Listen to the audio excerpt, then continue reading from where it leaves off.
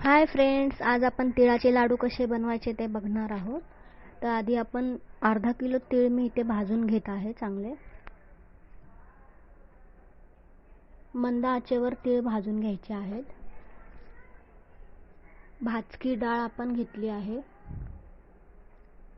तीळ, भाजकी डाळ आणि थोडेसे शेंगदाणे मी वाटून घेतले आहेत.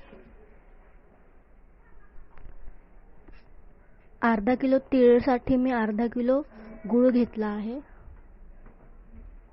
त्यात थोडंसं 2 चमचे मी पाणी टाकून गूळ वितळून घेणार आहे. गरम थोड्याशा मंद आचेवरती डाळ, शेंगदाणे वाटलेले आणि तीळ आपण मिक्स करून घेणार आहोत.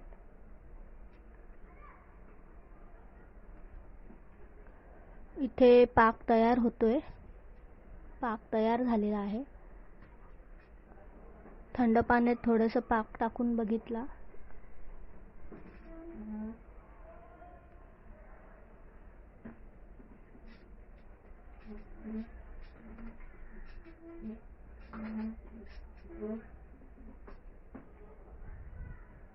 गोळा तयार व्हायला पाहिजे.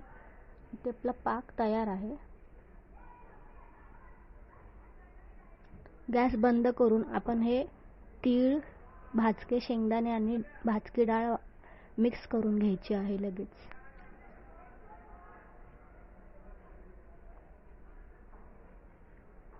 चांगले मिक्स करून घ्यायचं आहे आणि गरम असतानाच लाडू वळून घ्यायचे आहेत. आता इथे मिक्स करून घेतले आहे. मी लाडू वळायला घेते. आता आपले लाडू तयार आहेत. कसे वाटले नक्की सांगा. धन्यवाद.